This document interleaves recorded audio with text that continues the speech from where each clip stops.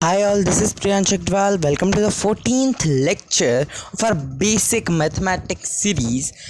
And today we are going to start another new topic, that is right vectors. So vectors क्या होते हैं? What are vectors? तो आपने पहले word सुना होगा ज़रूर, आई एम श्योर. आज उसको अच्छे से पढ़ेंगे. देखो क्या होता है. क्वांटिटीज़ हम जानते हैं, फिज़िकल क्वांटिटीज़ हमें पता है. ऐसे दो तरीके की होती हैं फिज़िकल क्वांटिटीज़ जो है. They are of two types. First is scalar, second is vector. अब स्केलर क्या होती है? स्केलर क्वांटिटीज़ वो क्वांटिटीज़ होती हैं जिनमें केवल और केवल सिर्फ और सिर्फ ओनली एंड ओनली मैग्नीट्यूड होता है. जिनमें केवल मैग्नीट्यूड होता है. अब मैग्नीट्यूड क्या होता है? मैग्नीट्यूड दो चीज़ों का बना होता है, नंबर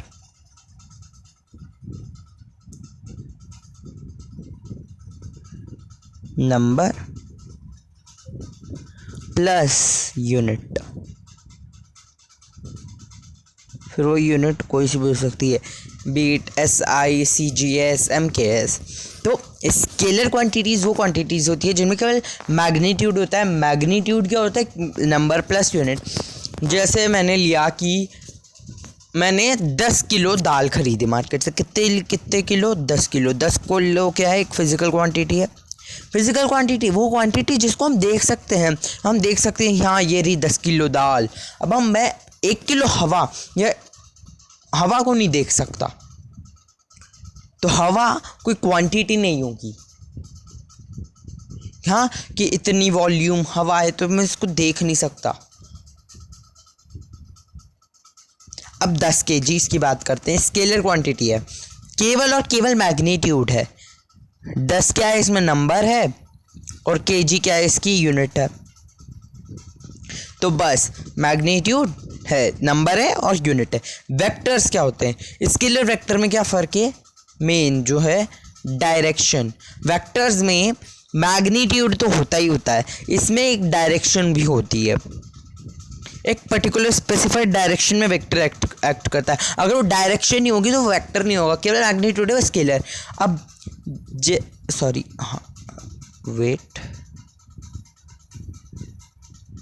अब जैसे मेरे पास ये स्केलर क्वांटिटी 10 किलो दाल ली, इसकी कोई डायरेक्शन थोड़ी होगी. नॉर्थ में 10 किलो दाल, हाँ वेस्ट में 10 किलो दाल, ऐसा तो कुछ होगा नहीं. केवल मैग्नीट्यूड है कि यार 10 किलो दाल है, ना नॉर्थ ना साउथ ना ईस्ट ना वेस्ट, इसलिए स्केलर है. वेक्टर्स में क्या होता है? डायरेक्शन भी होती है और मैग्नीट्यूड भी होता है. स्केलर के एक दो एग्जाम्पल्स, एक तो मैंने वेट ले लिया, उसके बाद होता है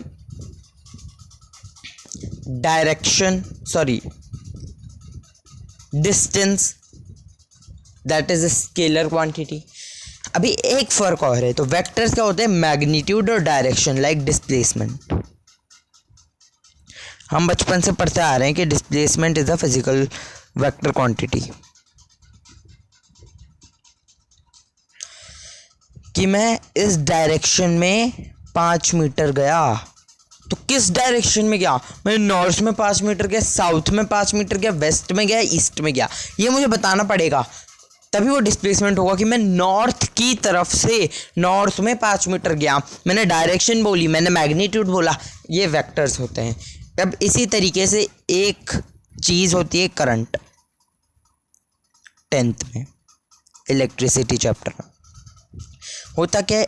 लाइक ये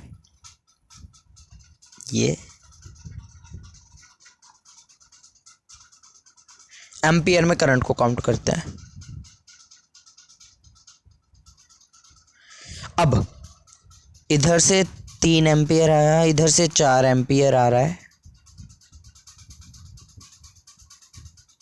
ठीक है. तो टोटल यहाँ कितना जाएगा? 7 एम्पियर. इसमें मैग्नीट्यूड भी है इनके पास डायरेक्शन भी है, ठीक है. बट अगर ये वेक्टर नहीं है, क्यों नहीं है? ये सिंपल लॉ कर रहा है. क्या वो कर रहा है? ये 3a + 4a = 7a. ये सिंपल एडिशन यूज़ कर रहे हैं. वेक्टर्स में कभी भी ऐसा सिंपल एडिशन यूज़ नहीं होता. Vectors follow they follow laws of vector addition. ये एक बहुत ही इंपॉर्टेंट चीज़ है वेक्टर को डिफाइन करने के लिए।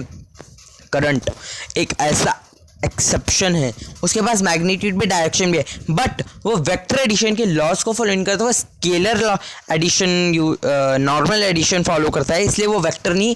Current is a scalar quantity even though it has magnitude as well as direction, but it does not follow the laws of vector addition. तो आपको क्या याद रखना है, स्केलर क्या होता है जिनमें केवल मैग्नीट्यूड होता है, magnitude numerical value number plus unit.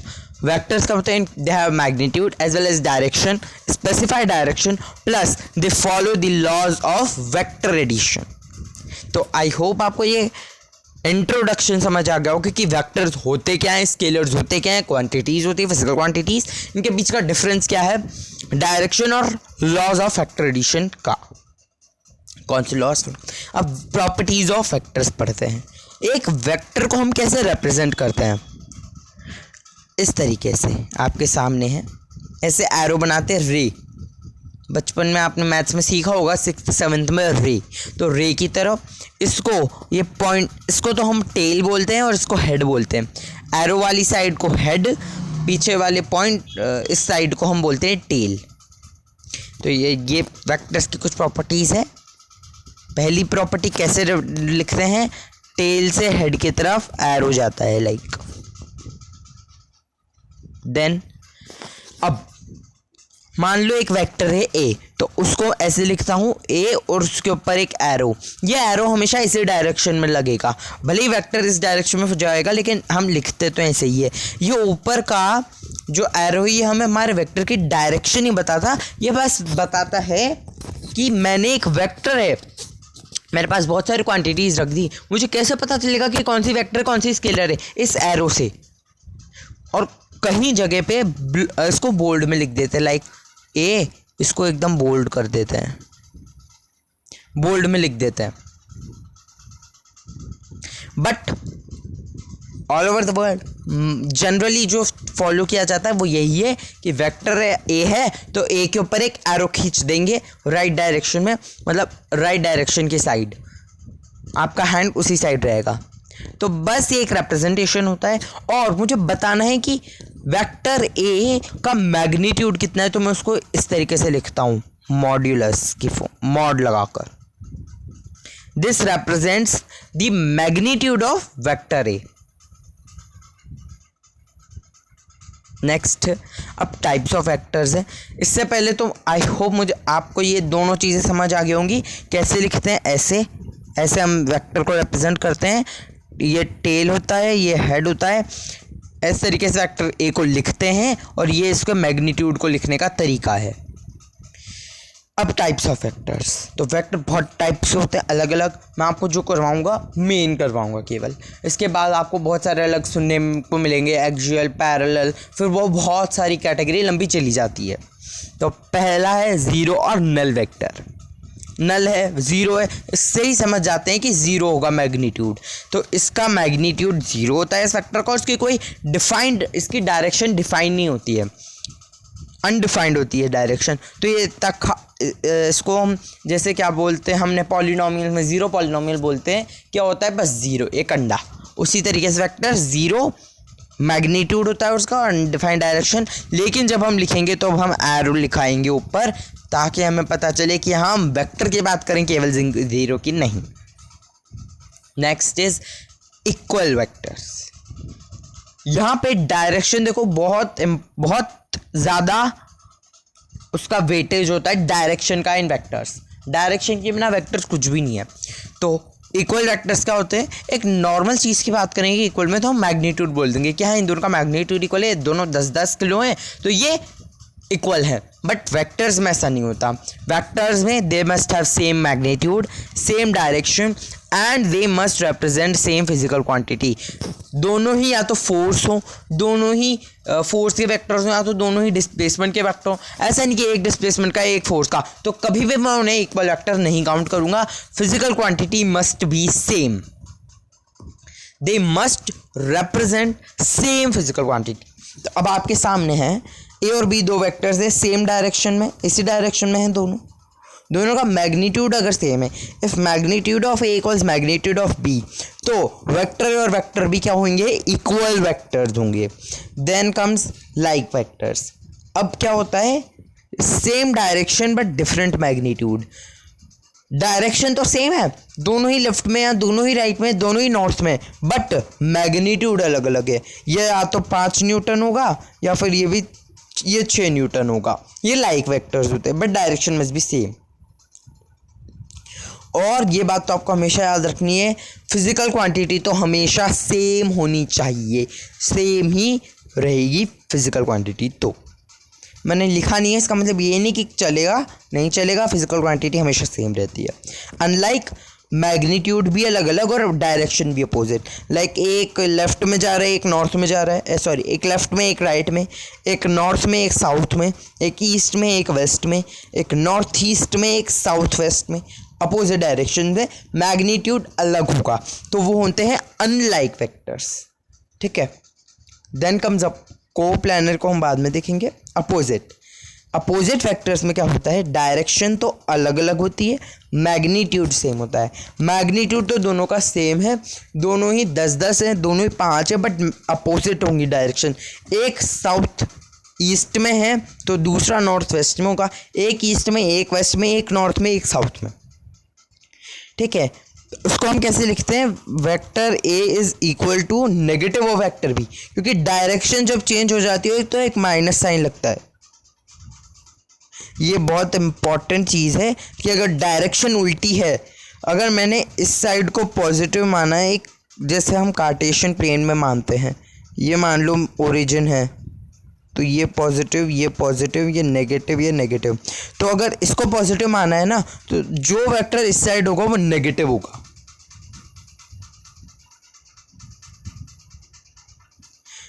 तो कैसे लिखते हैं, क्योंकि मैग्नीट्यूड तो भाई दोनों का सेम है, इसलिए मैं क्या करूँगा, A vector equals negative of B vector, minus sign लगा दूंगा। अब बात आती है यूनिट वेक्टर्स की, वेरी वेरी वेरी इंपॉर्टेंट, सबसे ज़्यादा इंपॉर्टेंट वेक्टर समझने के लिए। इनमें डायरेक्शन तो होती है, डायरेक्शन का ऐसा कोई तक किस्सा नहीं होता, डायरेक्शन तो वो जो वेक्टर है उसके इक्वल होती है। इनका मैग्नीट्यूड यूनिट मैग्नीट्यूड होता है, यानी मैग्नीट्यूड इज़ 1, मैग्नीट्यूड इज़ 1 होता है। कोई ऐसा नहीं कि 2 किलो 10 किलो, एक ओनली सिंगल एक। तो इसलिए हम लिखते नहीं है इसका मैग्नीट्यूड 1 को, हम कभी ज़्यादातर लिखते नहीं, हम हमेशा बस ऐसे उसका आगे क्वांटिटी लिख देते हैं। तो अब इसको हम कैसे रिप्रेजेंट करते हैं, ए जैसे अगर ए मान लो पी वेक्टर है, पी फॉर प्रियांश, तो मैं यूनिट वेक्टर है वो एक ये पी वेक्टर, लेकिन अगर वो यूनिट वेक्टर है तो उसको मैं ऐसे लिखता हूँ, कैप, ए कैप और ए हैरेट या पी कैप बोलते हैं, कैप बोलते हैं। ठीक है। अब इसकी वैल्यू कैसे निकलती है, vector A like vector P divided by its magnitude, क्योंकि मैग्नीट्यूड तो रहा ही नहीं ना, अब मैग्नीट्यूड तो सिंगल है, 1 है, तो यूनिट वेक्टर को लिखते हैं vector P by magnitude of vector P. ठीक है। यूनिट वेक्टर को लिखते हैं, यूनिट वेक्टर का मैग्नीट्यूड इज 1, ये याद रखना है हमेशा आपको। यूनिट का मतलब होता है 1, तो दे हैव यूनिट मैग्नीट्यूड, यानी देयर मैग्नीट्यूड इज 1। अब एक्सिस, मान लो मैंने एक प्लेन लिया, तो 3 एक्सिस होता है, हम हमेशा याद रखना। अभी तक आपने एक्स पढ़ा होगा, वाई पढ़ा होगा, अब नया एक एक्सिस जुड़ जाता है आगे के, अब से जेड एक्सिस। ये मान लो आपकी आप कैसे लो, कोई ब्लैक बोर्ड है या आपके मेरा टैबलेट है, इसकी एक स्क्रीन है, तो एक तो ये जा रहा होगा एक लाइन तो ऐसे, और एक एक्सिस ऐसे जा रहा है, तो इस वाले एक्सिस को तो मैं वाई एक्सिस बोलता हूँ, इस वाले एक्सिस को मैं एक्स एक्सिस बोलता हूँ। और एक एक्सिस क्या है, बाहर निकल रहा होता है, बाहर निकल रहा है वो हमारे प्लेन से, जेड एक्सिस होता है। और एक प्लेन में 2 ही एक्सिस होते हैं, तीसरा हमेशा बाहर होता है। जैसे अगर मैंने एक्स एक्सिस वाई एक्सिस लिया तो जेड बाहर निकला, अगर मैंने जेड एक्सिस और एक्स एक्सिस लिया होता तो वाई बाहर निकल जाता, तो एक तीसरा बाहर आता है। और हमने पढ़ा है कि ये जैसे ओरिजिन है, तो ओरिजिन के राइट में पॉजिटिव, ओरिजिन के लेफ्ट में नेगेटिव एक्स, ओरिजिन के ऊपर वाई पॉजिटिव, ओरिजिन के नीचे नेगेटिव y। तो बाहर जो निकल रहा है वो पॉजिटिव z एक्सिस, और जो अंदर की साइड घुसेगा उसका जस्ट अपोजिट वो होगा माइनस z एक्सिस। अब 2D मेरे पास ये 2D डायग्राम है, मेरे पास 2D प्लेन है यहाँ तो मैं बाहर निकाल कर तो नहीं दिखा सकता, इसलिए मैं ऐसे टेढ़ा निकाल देता हूँ। इसको ये मानो कि बाहर निकल रहा है। आप 3 डंडे लेना, एक को आप दीवार कोई मान लो आपने दीवार ले ली, एकदम कोने पे चल जाना, एक को दीवार के नीचे रखना मतलब अलोंग नीचे वाली लाइन, एक को ऊपर रखना अलोंग द हाइट, और एक को है ना तीसरी वाली साइड के, एक लेंथ है, एक ब्रेड्थ है, एक हाइट है, तो तीसरा जो है ना वो z एक्सिस निकलता है। ऐसे 3 एक्सिस होते हैं। अब बात क्या है जो मेन है मेरे लिए अभी बताना आपको, आप देख रहे होंगे आई कैप, जे कैप, के कैप, ये क्या है? Unit vector along x axis के अलोंग कोई यूनिट वेक्टर काम कर रहा है तो वो होता है आई कैप। अगर वाई वेक्टर के अलोंग कोई यूनिट वेक्टर है तो वो उसको बोलते हैं जे कैप, और कोई जेड एक्सिस के अलोंग है तो उसको हम बोलते हैं के कैप। हम एक वेक्टर को ऐसे रिप्रेजेंट करते हैं ना कि एस वेक्टर, ये डिस्प्लेसमेंट वेक्टर है तो इसकी वैल्यू क्या होती है 2 मीटर। अब मुझे बताना है, मान लो मुझे केवल 2 मीटर क्या होगा तो मुझे पता नहीं चलेगा कि ये वेक्टर है स्केलर है। क्या लिखते हैं हम? अगर वो एक्स एक्सिस के अलोंग है तो 2 आई कैप, वाई एक्सिस के अलोंग जा रहा है तो 2 जे कैप, नेगेटिव वाई एक्सिस के नेगेटिव जेड एक्सिस के अलोंग जा रहा है तो -2 के कैप। ये याद रखना है, एक्स एक्सिस के long I cap, Y axis के long J cap, Z axis के लॉन्ग के कैप। जो एक्सिस बाहर निकल रहा है नॉर्मली वो के कैप होता है। ठीक है, अब जैसा आपके सामने है ये ए बी सी, अब मैं ए से बी तक गया, फिर बी से सी तक गया, तो ये मेरा डिस्टेंस ट्रैवल्ड है। डिस्प्लेसमेंट क्या होता है? Shortest distance. मैं ए से सी तक जाऊंगा सीधा। इसकी वैल्यू तो हम लिखते कैसे हैं? 7 आई cap plus 6 J cap. Addition बाद में बताऊंगा मैं आपको नेक्स्ट लेक्चर में, अभी आप समझो। ये मान लो मेरा एक्स एक्सिस है, ये एक्स एक्सिस, ये वाई एक्सिस।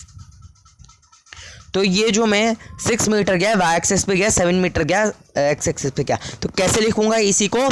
7 आई कैप, ये बताएगा 7 अलोंग द एक्स एक्सिस, और 6 J cap, 6 along the Y axis. तो मैग्नीट्यूड हमें दिया हुआ है, आई कैप जे कैप लगाया क्या है? यूनिट वेक्टर है, मैग्नीट्यूड तो है नहीं, इनका 1 ही है। ये डायरेक्शन बता देते हैं हमें, इससे हमें पता चल जाता है कि आई कैप है तो कि ये एक्स डायरेक्शन में जा रहा है, जेड कैप है तो ये वाई डायरेक्शन में जा रहा होगा, और अगर दे रखा है कि माइनस आई कैप है, मुझे पता लग जाएगा कि हाँ कितना भी मैग्नीट्यूड है ये नेगेटिव एक्स एक्सिस की तरफ जा रहा है, ओरिजिन से लेफ्ट में जा रहा है। ये हमारे यूनिट वेक्टर्स का काम है। एक्स एक्सिस के long I cap, Y axis के long J cap, Z axis के लॉन्ग के कैप। अब बात आती है हम कोप्लेनर वेक्टर्स पढ़ेंगे, मैंने उस टाइम छोड़ दिया था। अब कोप्लेनर वेक्टर्स क्या होते हैं? जो सेम प्लेन में लाया करते हैं, vectors which are in the same plane. अब मैंने क्या बोला था, अब देखना एक्स और वाई प्लेन में कौन कौन से वेक्टर्स आएंगे? आई कैप जे कैप। वाई और वाई जेड प्लेन में जे कैप के कैप आएंगे। एक्स जेड प्लेन में आई कैप और के कैप आएंगे। वाई कैप तो है नहीं ना। अब आई कैप, जे कैप, के कैप, ये तीनों कोप्लेनर वेक्टर्स हैं। ऐसा अगर आपने कहीं लिख दिया या कहीं भी लिखा पढ़ा पाया तो सीधा बोल देना ये गलत है।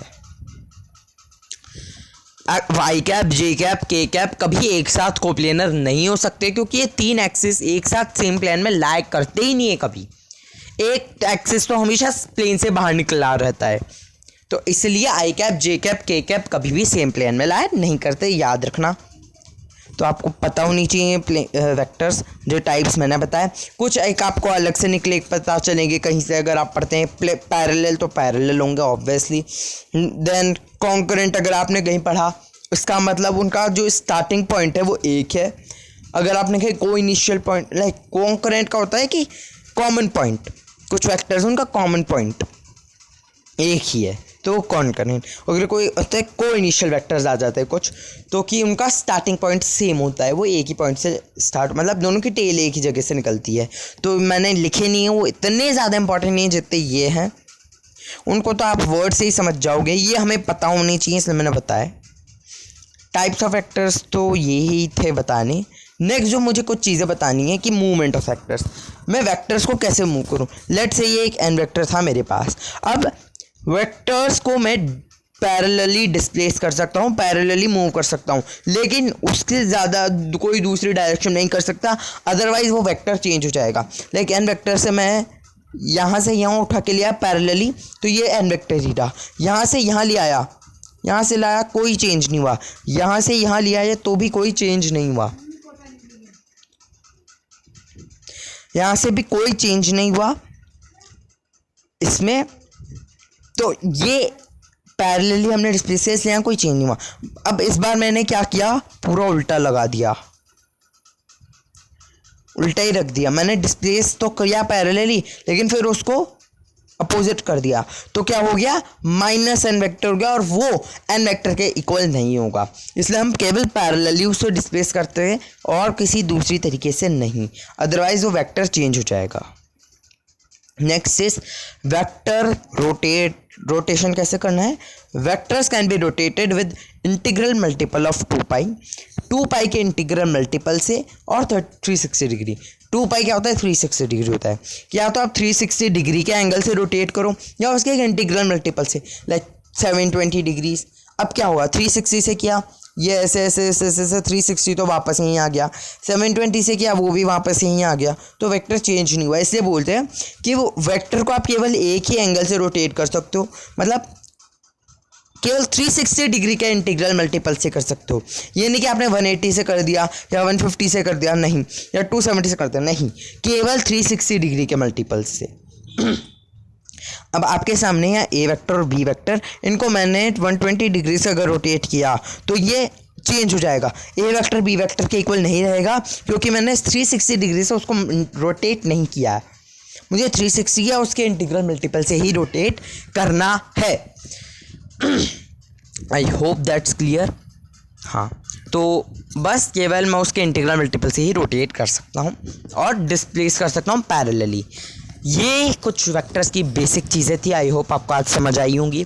नेक्स्ट जो चीज़ मैं बताने जा रहा हूँ अभी के लिए, आज के लिए लास्ट है, एंगल बिटवीन 2 वेक्टर्स हम कैसे फाइंड करते हैं।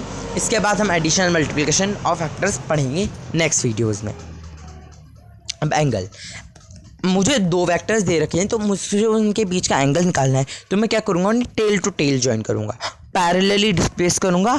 लाइक 2 वेक्टर्स ऐसे थे, अब मैं इसको क्या उठा के यहाँ ले आऊँगा, पैरेलली डिस्प्लेस कर दूँगा, टेल टू टेल ज्वाइन कर दूँगा, और टेल टू टेल के बीच जो छोटा वाला एंगल आएगा वो हमारा एंगल होगा बिटवीन दोस 2 वेक्टर्स। मैं इस वाले को नहीं गिनूंगा, इस वाले को नहीं गिनूंगा, क्योंकि पहली बात तो यहाँ ये टेल टू टेल ज्वाइन नहीं होंगे। इसको टेल टू टेल ज्वाइन करने के लिए ये यूँ हो जाएगा, तो ये उल्टा वेक्टर हो जाएगा। केवल ये वाला एंगल करेंगे जो टेल टू टेल ज्वाइन हो रहा है, या फिर उल्टा हो जाएगा अगर मैं अल्फ़ा वाला एंगल गिनने बैठ गया तो। अब जैसे आपके सामने यहाँ 2 वेक्टर्स हैं, इनको क्या करेंगे, टेल टू टेल ज्वाइन करना है ना, इसको ऊपर ऊपर ऊपर ऐसे पैरेलली डिस्प्लेस कर दूंगा, और फिर यूं यूं यूं पैरेलली डिस्प्लेस करके यहाँ पे आ जाएगा, ठीक है। तो और इनके बीच एक ऑब्ट्यूस एंगल बनेगा, दैट विल बी अल्फ़ा, और ये अल्फ़ा ही है इन दोनों वेक्टर्स के बीच का एंगल। अब जैसे आपके सामने ये 2 वेक्टर्स हैं, इनको क्या करेंगे, टेल टू टेल ज्वाइन करना है, इसको ऊपर उठाऊंगा ताकि ये यहाँ आ जाए, यहाँ आते ही जो एंगल बनेगा बीटा, वही इन दोनों वेक्टर्स के बीच का एंगल होगा एंड नथिंग एल्स। और कोई एंगल आपने निकाला तो गलत होगा। तो आई होप आपको समझ आया होगा आज मैंने क्या बताना चाहा आपको। वेक्टर्स, वेक्टर के types, zero vector, null vector, unit vector. Unit vector very very important है, हमें पता होना चाहिए X axis along Y cap, Y के अलॉन्ग जे कैप, जेड के अलॉन्ग के कैप, ये आगे भी बहुत काम आएंगे हमारे। उसके बाद एंगल कैसे निकालते हैं, टेल टू टेल ज्वाइन करना है बस, और दूसरी तरीके से नहीं, केवल हम टेल टू टेल ही उन्हें ज्वाइन करेंगे। ये नहीं कि एक का हेड लिया और एक का टेल लिया, गलत हो जाएगा आपका वेक्टर, वो नहीं आएगा। आप उसको पैरेलल डिस्प्लेस करें और दूसरा वाला वेक्टर आएगा जो आपका आंसर होगा।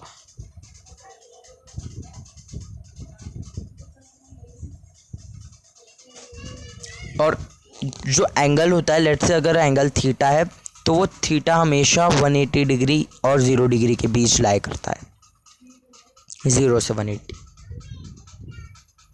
आई hope that's clear to you. आज मैंने जो भी बताना चाहा वो आपको समझ आया हो। If you have any doubts do tell me in the comment section. Also मैंने इंटीग्रेशन डिफरेंशिएशन के नोट्स प्लस डिफरेंशिएशन के असाइनमेंट गूगल क्लासरूम पर अपलोड कर दी थी। जाइए उस असाइनमेंट को सॉल्व कीजिए, उसके सॉल्यूशंस अपलोड कीजिए, उससे आपकी बहुत अच्छी प्रैक्टिस हो जाएगी। आई होप आपको ये वीडियो पसंद आया हो। लाइक कर देना, शेयर कर देना, सब्सक्राइब कर देना चैनल को। And thank you for watching this video. Have a nice day, bye bye.